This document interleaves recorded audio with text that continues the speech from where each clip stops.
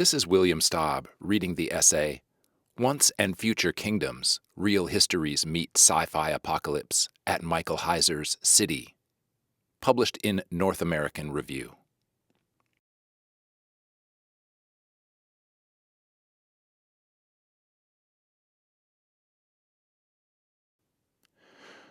The structure invites you to speak in past tense about it, and us.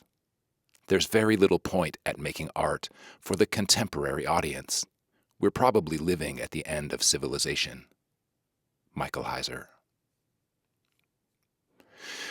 An afternoon's viewing of Michael Heizer's megasculpture City, under construction since 1972 and now open to limited public viewing, is the closest you can get to a real-life desert sci-fi experience. Walking around inside an abstract cityscape that's almost 2 miles long by a half-mile wide, tucked away in remote south-central Nevada, you think of dunes, Arrakis. You listen for the revving engines of a Mad Max motorcycle posse. You suspect the busted Statue of Liberty might appear around the next corner, Charlton Heston pounding sand as he realizes the planet of the apes is Earth. For a human of the Cold War generation, Heizer's City is framing familiar conceptual territory. I've been imagining cities like this since I was little. Civilization in ruins, a bleak desert landscape remains. But City also exists as a real human expression of our time.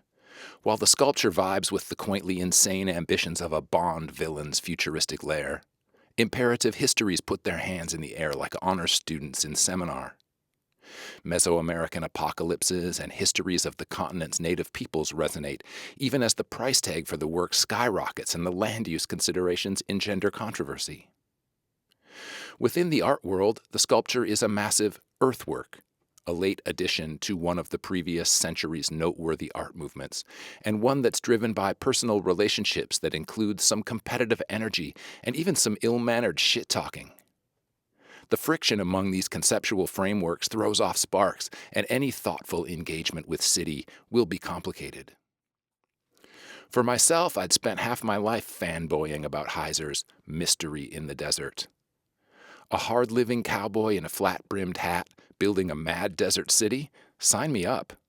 I spent decades sleuthing around the mythos, reading everything I could find, scouring books and periodicals and eventually the internet for any photos that might trickle out of the secretive site.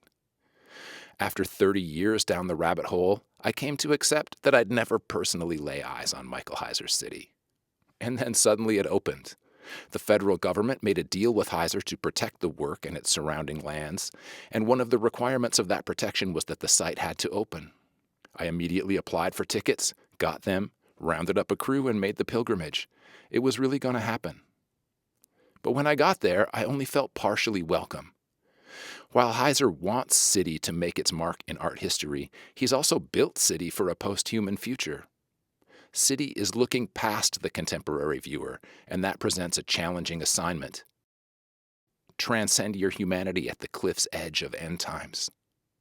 Take as premise that the cultural structures shaping your consciousness and supporting your lifestyle are dissolving into history.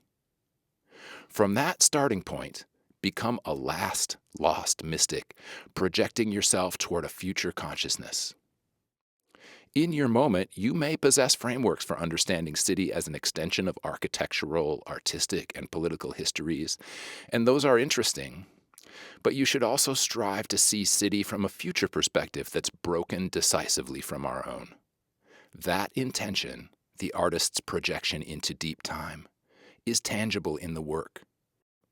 As an earthling of the Cold War generation, I drew on the sci-fi and tried to find my inner astronaut stumbling from a crashed escape pod.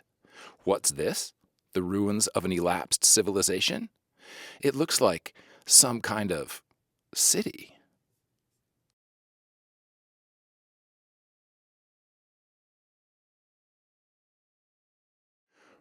People complain that no one will see these works because they are too far away. But people go all the way to Paris, down a street, into a room, down the hallway, up some stairs to another room to look at the Mona Lisa. Michael Heizer.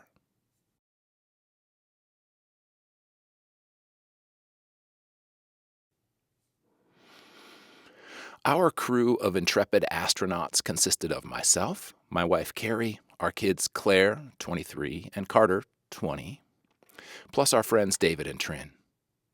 We boarded our escape pod, cleverly disguised as a Ford Bronco, in a small parking lot on the west edge of Alamo, Nevada, a desert outpost 90 miles north of Las Vegas that houses the Triple Aught Foundation, overseer of the operations of Michael Heizer's city.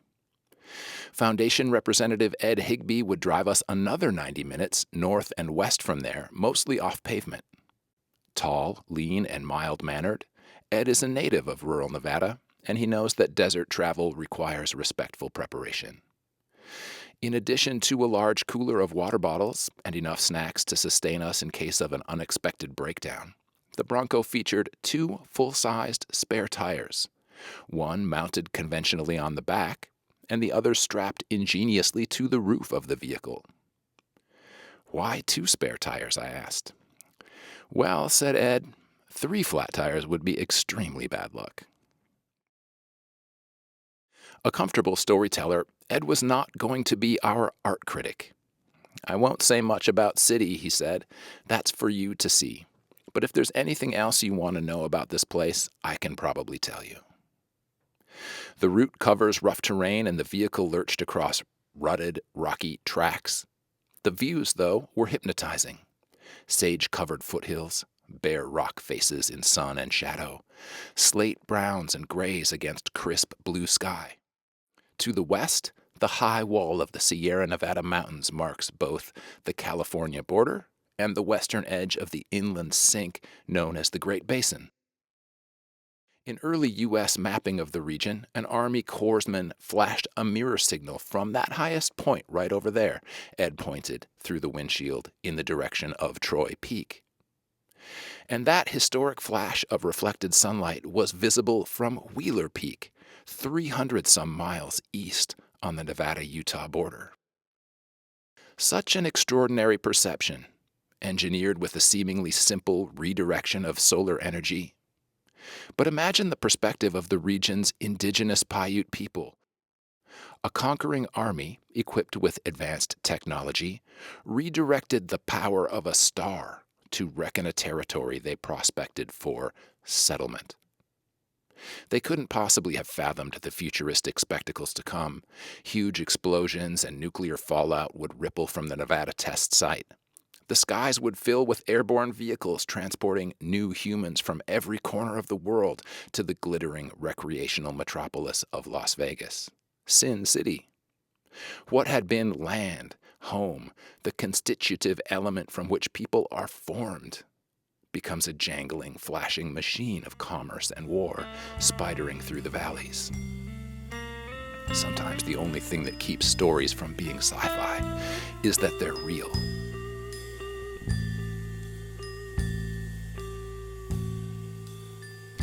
But taking a slow roll in a comfortable vehicle through big country feels to me like one of the undeniable pleasures to be experienced in this era of fossil fuel extraction, and my anticipation was building as we got closer to City. When we arrived, I would strive to view the sculpture with mindfulness, but I was excited for what felt like a personal culmination. I wasn't going to let history ruin my day. We finally rounded the northern shoulder of a low mountain pass and saw in the middle distance a simple 2-story house surrounded by a few trees and a shockingly green field of alfalfa. "There it is," said Ed, and it took me a moment to recognize just west of that ranch house a clean line cut across the fuzzy texture of the valley floor. That's the top edge of City, which is cut down into the desert below grade, so that its main features are hidden from surface view. "I decided to make the city visible only from the inside," pronounced Heizer like some mad king of human perception in his 1984 interview with Julia Brown. It's a text I've obsessed over.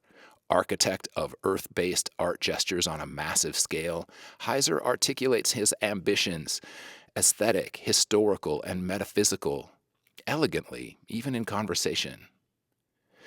"It is interesting to build a sculpture that attempts to create an atmosphere of awe," Heizer says. "Awe is a state of mind equivalent to religious experience.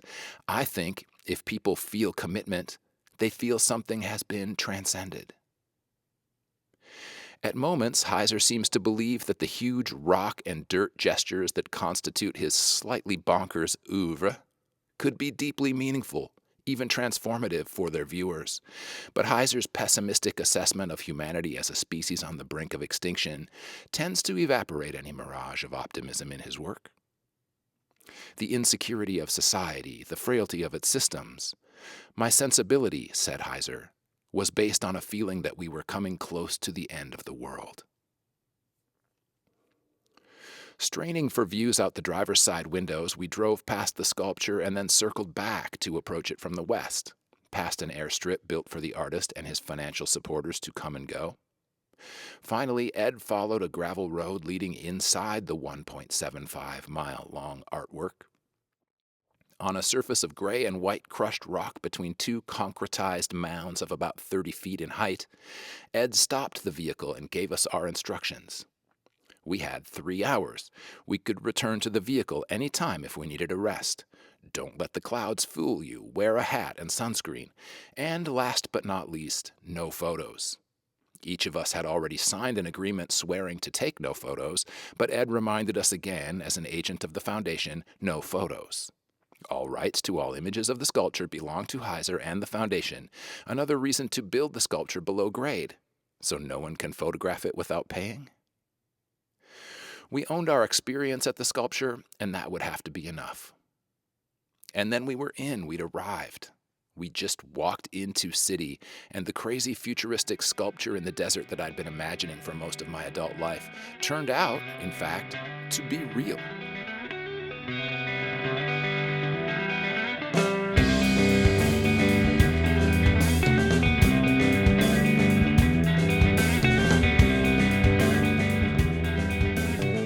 I was interested in massive objects, as well as the absence of objects.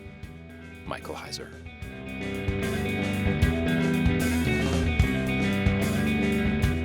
The main body of City consists of a series of large figurative mounds and corresponding terraced depressions fluidly connected within a slash cut into the desert floor at a northwest to southeast angle. The positive assertions of above-ground structures are paired with below-grade spaces, elegantly leveled, architectural. Cast in the grays and tans of its native materials, City's sensuous, curvaceous recesses are the source of the material for the sculpture's elevated structures, rising like abstract burial monuments or effigy mounds. Take material from below to build up above. A simple binary, but one that, on this massive scale, immerses a viewer in an artwork.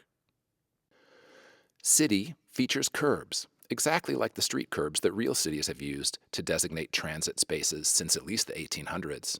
It's a real city, see? It even has curbs, we laughed. This element felt like an uncharacteristic wink from an artist not generally known for his buoyant sense of humor. But the curbs are functional, defining your experience at City by outlining forms for consideration and showing you where to walk. Aesthetically, the curbs provide a sense of artistic line, like you might describe in a painting. It's a surprisingly familiar visual sensation, but the scalar relationship is reversed from that of most artistic encounters. Ordinarily, a viewer appreciates the line of a painting that is smaller, or in the case of a mural or very large canvas, slightly larger than their own physical body. The line of City dwarfs the human form. These lines wrap around you for literally miles.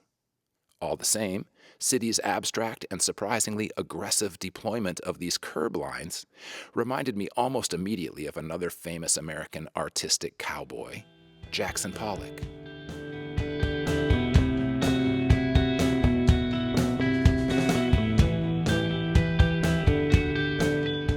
The history of American art, in a way, begins with Jackson Pollock and his big paintings. Michael Heizer.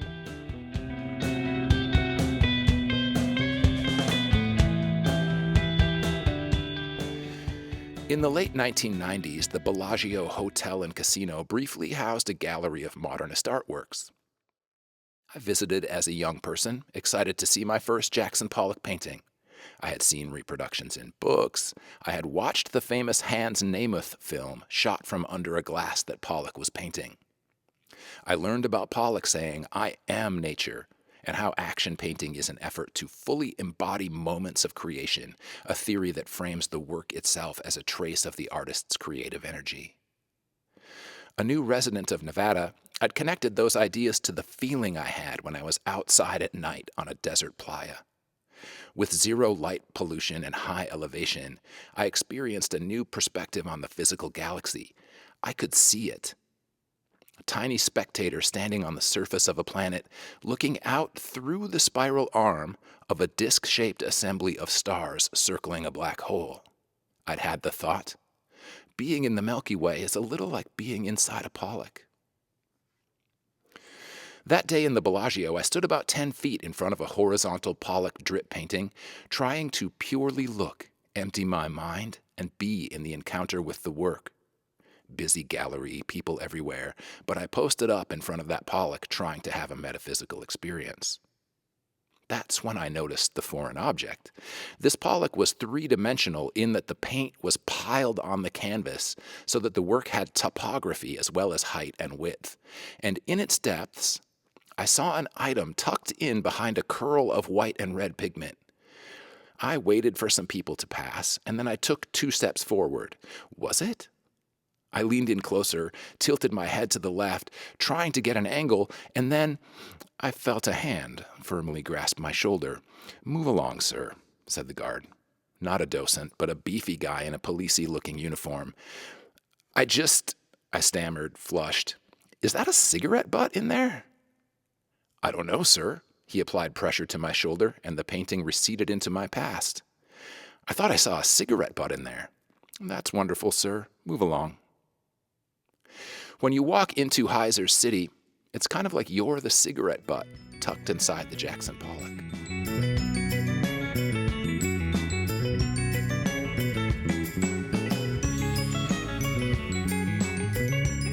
I isolate elements from nature. It can be fully logical, physical truth, 3 planes that describe physical force and limits. Michael Heizer.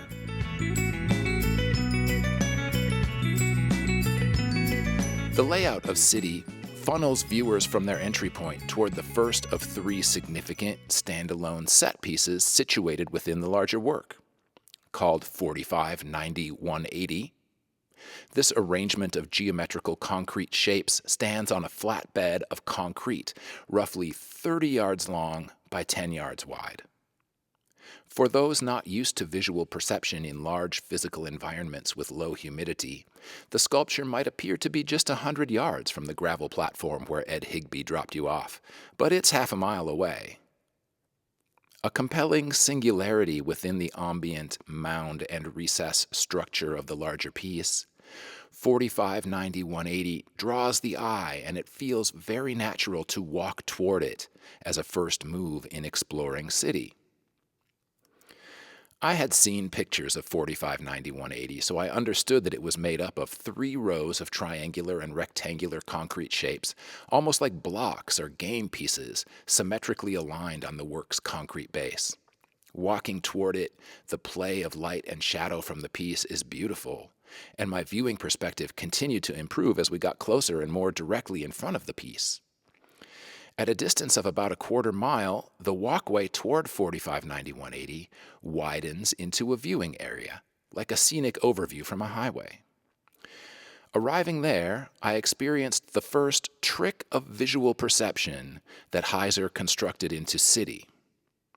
Viewed from straight on, all of the individual shapes that make up 45, 90, 180 become indistinguishable. The triangles slot in between the rectangles and click. The sculpture's details vanish into what looks like a flat 2-dimensional concrete square facing the viewer like a monochromatic gray painting on a gallery wall. It's a stunning effect. You can no longer discern at all the outlines of the sculpture's major shapes, though you've been looking at them as you walk and you know they are quite large forms. They just vanish into the gray square that kind of hovers there. As soon as you continue walking, as soon as you gain any angle on the piece so that you're not looking directly at it, that trick of perspective dissolves and the sculpture's constitutive forms come back into view. You can stand there going back and forth. Couple steps in either direction, dimensions appear. Step back to the center, gray square again. Within the sweeping, curvilinear context of the larger sculpture that is city itself, 4590-180 is surprisingly mathy. Its forms are crisp and geometric, and this trick of perception clearly involves precise calculation. With this combination of curve and angle, city might be said to synthesize a couple of important ideas of 20th century painting: geometric minimalism and more expressive emotional abstraction. Seeing 4590-180 within the larger context of city is a little like seeing a symmetrical shape from a Kazimir Malevich painting pasted into one of Georgia O'Keeffe's more sensuous gestures. But the significance of the visual vanishing act reaches beyond art history. In fact, it reaches beyond humanity. The strongest feeling I had as I approached 4590-180 was that I'd found a key that turns a tumbler. The jagged forms actually look a little like the teeth of a key. Or a switch that is flipped on-off. When the structure's features clicked into place, a mechanism was activated, an intention was communicated. Heizer had engineered the viewer's experience in a way that the viewer could recognize. Given his statements about the piece's post-human audience, Heizer must have imagined a future viewer that might understand that this is a structure created by a being capable of manipulating basic forms in complex ways. 4590-180 indicates the presence of intelligent life, once upon a time, on this planet.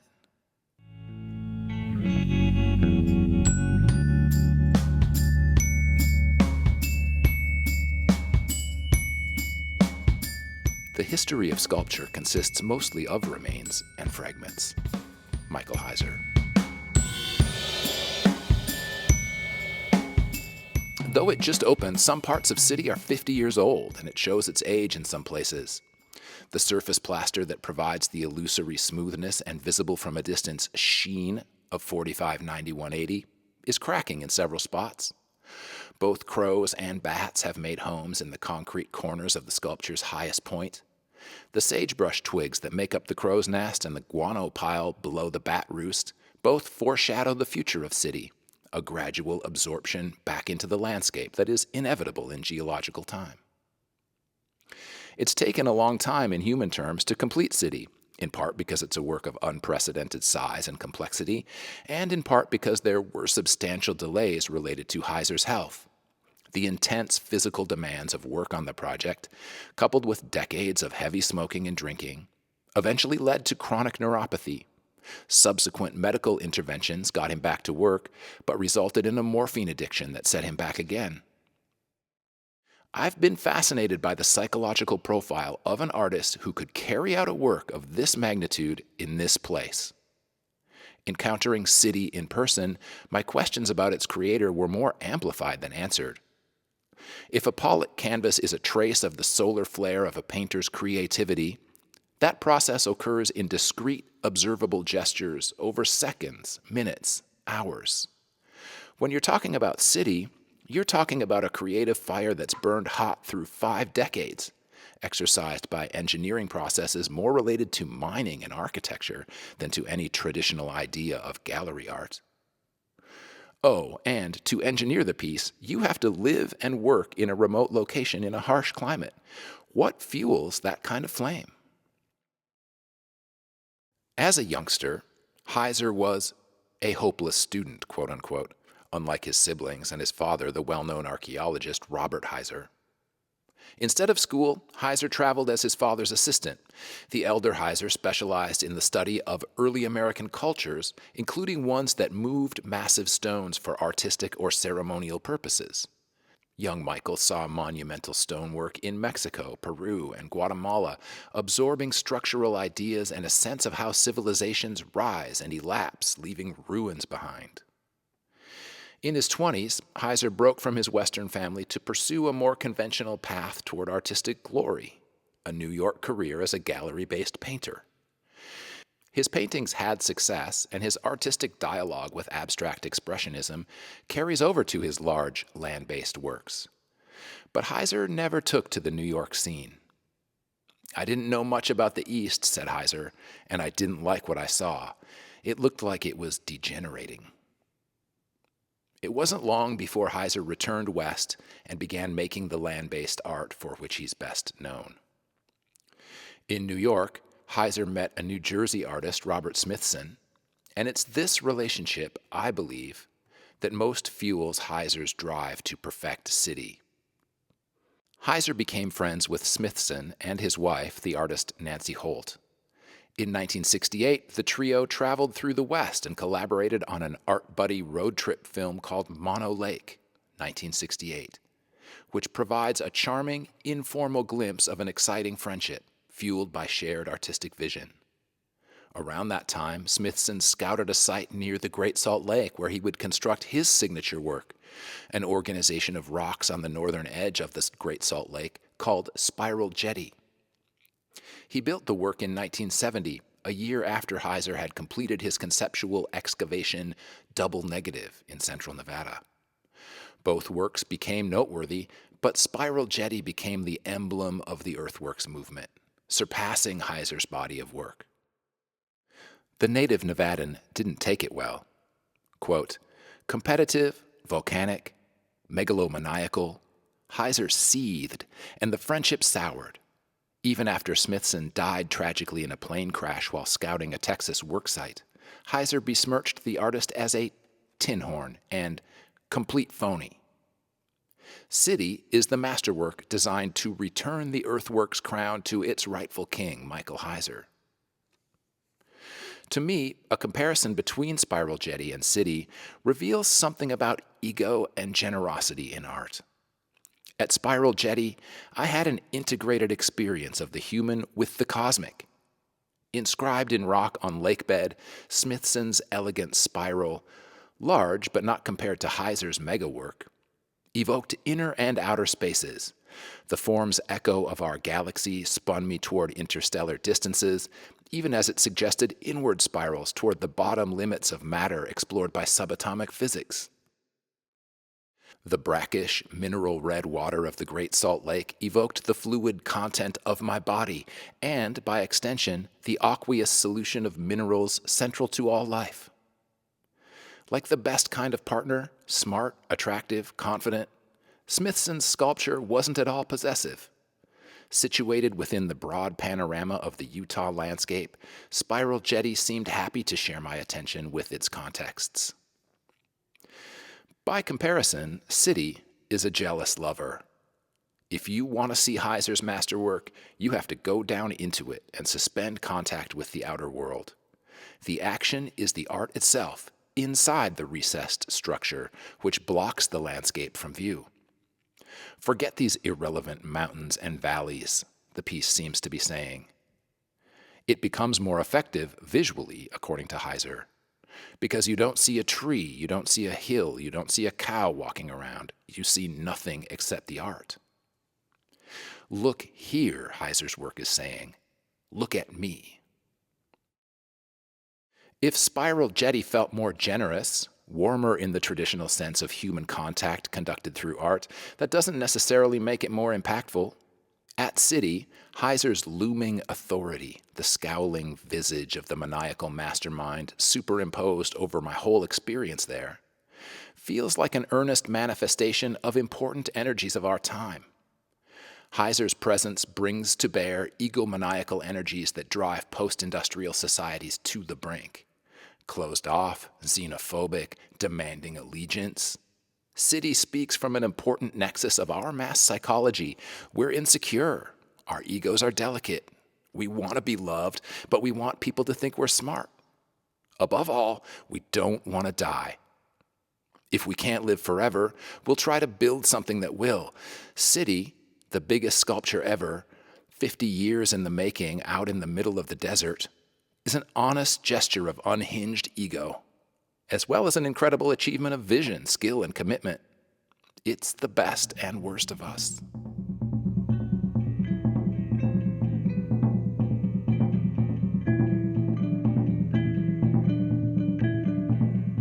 Complex 1 uses a mastaba form, which was the form of the original mound over the burial vault of Zoser at Saqqara. The concrete banding that defines the exterior rectangular plane is related to the serpent motif that covers the walls and structures at Chichen Itza in Mexico. Michael Heizer.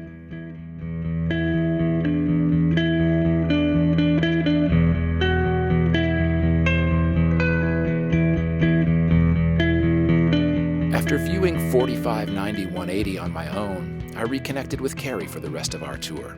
Our kids had gone the other direction, toward the sculpture's southeastern end, and we weren't sure where David and Trin had gotten off to, but there was no need to worry. One nice thing about this kind of city is that you weren't going to get hit by a bus. It felt good to connect with Carrie. Exploring the sculpture alone might feel like an experience on the edge of sanity. The booming voice of Heizer, with its scowling ambitions, can feel a little relentless. I was happy to walk and hold hands and share perceptions with a partner, to remember the value of human connection as a buffer against Heizer's grim appraisals. Together, we walked the length of city toward the sculpture's other major standalone elements, Complex 1 and Complex 2, at the southeastern end of the work. As we walked, the two pieces ducked in and out of view. The sidewall slabs of Complex 2, 3 huge rock panels marked by slashes evoking a basic code of signification, and then the blunt rectangular mastaba of Complex 1 with 3 linear bands extended like arms in front of it. In all of my anticipatory reading and image sleuthing over these last decades, Complex 1 has always been my favorite standalone feature of City. I love the form itself and its connections to Chichen Itza, which Carrie and I had visited, and where my sense of the mysteries of human civilization had deepened. Approaching it felt personal, familiar, but when we came into the plaza in front of the sculpture, that familiar piece surprised me with another orchestrated visual perception. About a quarter mile from the work, Carrie and I reached a staging platform similar to the one in front of 4590-180. Looking straight at the inward-facing side of Complex 1, a viewer sees the 3 angular bands surrounding the mastaba click into place as a frame outlining the rectangle. In late afternoon sun, the finish on those beams has a sheen to it, and the framed mastaba almost looks like a dimensional gateway a la 1994's sci-fi blockbuster Stargate. It's another stunning perceptual effect, another controlled phenomenon engineered by Heizer. They're clever, these gestures. At each end of the length of City, the structure offers the viewer a moment of contact with the engineering prowess of its creator, the king of perception, tossing trinkets down from his royal balcony. From a wider angle lens, the post-human lens that Heizer overtly directs us toward, these gestures indicate the presence of a complex intelligence behind the structures at the site. From that viewing platform, we circled down toward an open plaza directly in front of both Complex 1 and Complex 2, which face inward at 90-degree angles to each other. I moved close to the structure of Complex 1. I had read that Heizer cast the piece in concrete designed to withstand a nuclear blast from the Nevada test site just a few miles to our southwest. Standing there with my wife, I wondered how well the sculpture would protect us. Like the doomed humans in that old painting of the biblical flood, Gustave Dor's The Deluge, we would cling to Heizer's concrete berm as those ancients clung to the last outcropping of land above the risen tide of an angry God's judgment. Waves of shock and fire would pass over us in the doomscape. The idea that this block would protect us struck me as ridiculous, even offensive to the memory of those who died in Hiroshima and Nagasaki, as well as the generations of downwinders in Utah further east who suffered from the radiation that those tests put into the atmosphere. Even after above-ground tests were discontinued, underground tests continued until 1992, 20 years after Heizer began work on City. So Heizer's nuclear considerations were not speculative fictions, they were very real.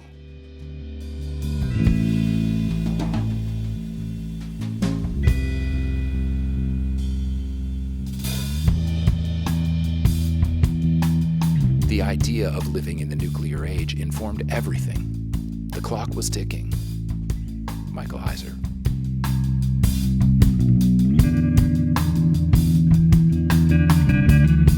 Soon after moving to Nevada in my 20s, I saw Nevada filmmaker Peter Gowen's documentary Nuclear Monsters, which illustrated the ways that campy sci-fi films of the mid-20th century expressed cultural anxieties of the Cold War. A giant blob or mutated spider was a titillating way for a nation to process feelings about its out-of-control military technologies. When an A-bomb was tested near a doom town, military engineers would study the effects of the bomb on domestic structures. When artist Robert Beckman created large stills from the Doomtown videos of a house in stages of being blown away, I bought the exhibition catalog, cut out the pictures, and hung them in my office, in thrall to a destructive power that had hung over every aspect of my lifetime. As a teenager, I attended a youth summit on nuclear peace in Washington, D.C. In a lecture hall, I stood among my peers and, with the sweet naivete of a human who still believed in the nobility of our species, asked a United States senator directly why the U.S. and Russia couldn't agree to stop the madness. How did he answer? I only remember the blue suit and red tie. In classrooms, we ducked and covered. We imagined the windows of our building shattering and spraying us with fiery daggers. When we learned in a high school history class about the U.S. bombings of Hiroshima and Nagasaki, our teacher explained that those explosions ended a war that might have gone on much longer, costing even more lives, American lives. My main outlet for feelings about impending doom was science fiction. I couldn't have been much more than 10 when I saw the Twilight Zone episode, Time Enough at Last, in which the sole survivor of a nuclear war is happy to sit alone at the library and read the classics. Unfortunately, he breaks his glasses. Womp womp. Along with millions of Americans, I watched the network television movie event The Day After, which presented a vision of life after all-out nuclear war. Sores on the skin of survivors, nuclear winter, the ruins of Kansas City haunted by the suffering face of Jason Robards. When you grow up with nuclear doom on the brain, a B-movie like Beneath the Planet of the Apes can hold a disproportionate space in your imagination. In it, a sect of pale, irradiated monks worship a nuclear missile on a future Earth controlled by talking primates. In the film's final scene, the freaky monk leader sets off the bomb and the screen goes white, indicating the destruction of the planet. Just to drive the point home, the film provides a dramatic voiceover. In one of the countless billions of galaxies in the universe lies a medium-sized star, and one of its satellites, a green and insignificant planet, is now dead. The doom is in there already for people like me, all the post-nuclear, post-human anxiety, fear, and shame. And all of those feelings opened up easily for me inside the bleak future ruin of Michael Heizer's city. As an artwork that's pointed toward the future, all of city's codes and signification, blocks and slashes suggesting rudimentary language, perceptual tricks asserting transformative intellect, presence and absence appearing and receding in a sensually binary dance, are intended for some future being. Michael Heizer didn't spend 50 years building this art complex for the purpose of triggering Gen X reflections on Planet of the Apes. The structure and designs of City commemorate the presence on this planet of a species capable of complex systematic manipulations. Did that species destroy itself with those manipulations? Sure. But one guy used them to make a big crazy complex of symbolic monuments out in the desert. Perhaps no work meets Heizer's megasculpture more directly than Percy Shelley's 1818 poem Ozymandias. A traveler from a distant land tells of a colossal statue of a king left in ruins on the desert floor. "Look on my works, ye mighty, and despair," reads the pedestal's inscription. Round the decay of that colossal wreck, boundless and bare, the lone and level sands stretch far away.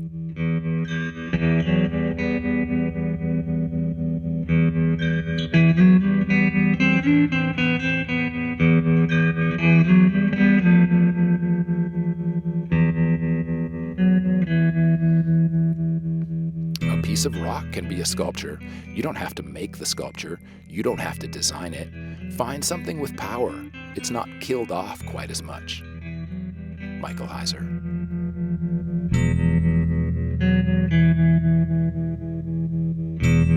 Heizer has complained that City is not finished and that it shouldn't be seen. But part of the deal that created Basin and Range National Monument, a 700,000-acre parcel surrounding City that now federally protects the sculpture from various possible incursions, stipulated that City must be open to the public. While I'm happy to have been able to see it, I agree that it feels unfinished. This may be hubris on my part, but I have a proposal for finishing it. Heizer's works featuring raw boulders such as Seattle's Adjacent Against Upon or the bombastic Levitated Mass at the Los Angeles County Museum of Art have been described by critics as theoliths, godstones. I love the way Heizer describes the unique effect of these quarried works that feature raw boulders, as if the rocks themselves are the ones who possess life. They have their spirit, not mine, says Heizer. I try to leave the spirit in the rock. Seeing these works, I've felt something like the generosity of Smithson's Spiral Jetty, art as an expression of planetary life. We live in rock, on rock. Tiny rocks circulate through our bodies, and much larger rocks surround us, spread through the body of the cosmos. Heizer's theolithic works, raw as they are, huge rocks quarried and transported and positioned as artworks, feel the most engaged to me and the most hopeful. All gestures of manipulation point to the abiding material of the universe, and Heizer's boulder works have the power to connect a viewer to that material in an experience of transcendent awe. We humans may be mucking it up on the planet, but rocks will carry on assuming form. The cleverness of both Complex 1 and 4590-180 might communicate something about the nature of humanity's intelligence to a future explorer of this planet. And when you see the overhead image of City on Google Earth, the curvaceous mounds and recesses that dwarf you on the ground look like signifying figures in 2D. Another unlocked image that clicks into place, and one that might be particularly relevant if future visitors discover the sculpture from an overhead perspective, like the astronauts in Ridley Scott's Prometheus, who recognized terraforming activity from their spacecraft as they survey the planet where the engineers created. I have loved my experience of City, decades of it, reading and looking at photos, talking with friends, seeing and feeling echoes of Heizer's ideas in my experiences with art and life. Finally, after living so much of my life in its company, arriving at City was a wonderful completion of a cycle for me. But while I was inside City, I didn't feel any spirit of any rock. I admired the techne of it all, but the sculpture felt like a massive undertaking of intellect and will. And herein lies my proposal. I think City should include a gesture from the heart of Heizer's vocabulary. A central, massive, theolithic gesture. A huge boulder work symbolizing humanity's relationship to matter itself. Near the center of City now, there's a large area where sagebrush grows into the sculpture in a structured way. Why not finish City with a theolith along the edge of that central park of City? A viewer would experience it as a gesture of reverence toward the material reality of this universe, while for Heizer, it could stand as a further gesture of individual dominance. Michael Heizer, the greatest earthwork artist of all, put this piece of our planet right here for you to see. Whoever you might be, or whatever and whenever, know that Michael Heizer was king.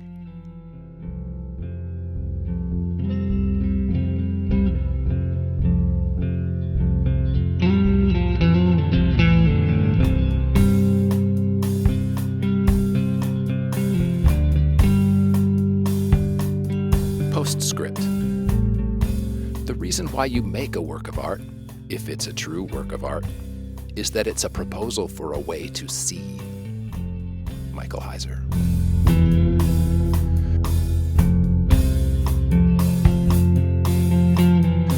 Nearing the end of our 3 hours, our group naturally migrated back to the middle of City, We exchanged somewhat dumbfounded responses, overwhelmed by the intensity of the artistic experience that was still unfolding around us and inside us. We were missing Carter. No one had seen our 20-year-old son for a while, but we weren't too worried. There were still 15 minutes before Ed would begin expecting us back, and it's not like he'd missed a train or gotten mugged or something. Sure enough, we soon saw him emerge, running at a fast jog from the far northwestern end of city, beyond 4590-180, where the sculpture meets the surrounding sagebrush. He is a tall and athletic young man, fit from years of playing competitive hockey, and he was really running. He must have been worried that he was late and holding up the group. We watched him get closer and closer, stride by stride, from a half-mile off. Despite all the reading and thinking I'd done about city as an artwork, Carter running is the image I see the most clearly in memory. A real city is a space defined by humans through shared use. Residence for a community, a culture. Void of human presence, Heizer's city presents abstract forms separated from social function. To watch someone run through it, though, to watch the beautiful human gesture of one's beloved child running on human legs down one of the gravel concourses Michael Heizer maniacally constructed to represent something about human capability and ultimate doom. It was both a poignant and visually arresting experience, like a sci-fi hologram representing a destroyed civilization, except with a live emotional connection, with love. In the final moments of Blade Runner, we see Roy Batty, leader of the renegade android replicants, as his programmed lifetime runs out. In his last act, Batty is so alive, more human than human. But his time runs out on an LA rooftop, and as he accepts his fate, he exults and eulogizes the fleeting experience that he also calls life in the classic Tears in Rain monologue. I've seen things you people wouldn't believe, attack ships on fire off the shoulder of Orion. I watched C-beams glitter in the dark near the Tannhauser Gate. All those moments will be lost in time, like tears in rain. It's moments that matter, not monuments. Life is not preservable. It elapses, and we are beautiful, powerful, tragic. We are everything we are because we elapse.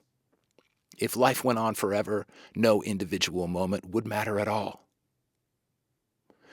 Finally, Carter arrived, and all five of us just beamed at him. We'd enjoyed watching him run so much.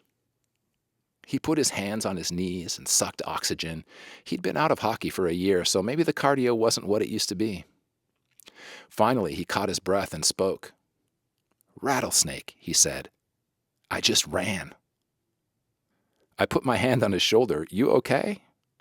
For a brief moment, I imagined the nightmare scenario where he'd been bitten and then had immediately run a half mile, elevating his heart rate, distributing the poison through his body. But he nodded, stood up straight. I saw his gaze take in our group and then expand to survey the wider landscape of city. He smiled. "Yeah," he said, "I'm good." And then our spirit guide, Ed Higbee, came around the corner of the huge concrete structure where he'd parked our nearly space-age vehicle. Our time was up. Our encounter with the master artist's apocalyptic vision was history. We re-entered the interior capsule of the Bronco for the first leg of our journey back to Las Vegas. It would be dark when we arrived back in that desert metropolis, so we would have the full futuristic experience of seeing its lit-up sprawl across the geological valley. On the way, Carter would tell us about how he and his distant cousin, Rattlesnake, said a startled hello to each other along the desert edge of the masterpiece of our time.